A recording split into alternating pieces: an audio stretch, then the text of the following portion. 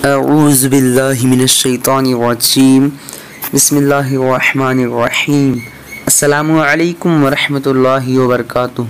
नाज़रीन, मैं हूँ अताए ख्वाजा और आप लोग देख रहे हैं अताए ख्वाजा प्रोडक्शन यूट्यूब चैनल। नाज़रीन, अगर आप लोगों ने अभी तक हमारे चैनल को सब्सक्राइब नहीं किए हैं तो सब्सक्राइब कर लीजिए, साथ ही बेल आइकॉन को दबा दीजिए। चलिए आज की इस वीडियो को शुरू करते हैं। आज की इस वीडियो का नाम है मीना।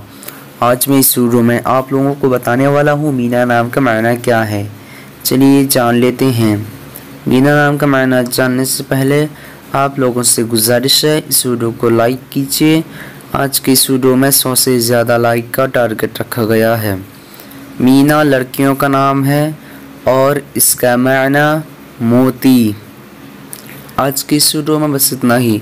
अगर आप लोगों को ये वीडियो पसंद आई हो तो अपने दोस्तों के अंदर में लाजमी शेयर कीजिएगा, और अगर ऐसे ही नए मीनिंग जानना चाहते हैं तो वीडियो पे लाजमी कमेंट दीजिएगा। फिर मिलते हैं दूसरे वीडियो में, तब तक के अल्लाह हाफिज़। अस्सलामु अलैकुम वरहमतुल्लाहि वबरकातुहू।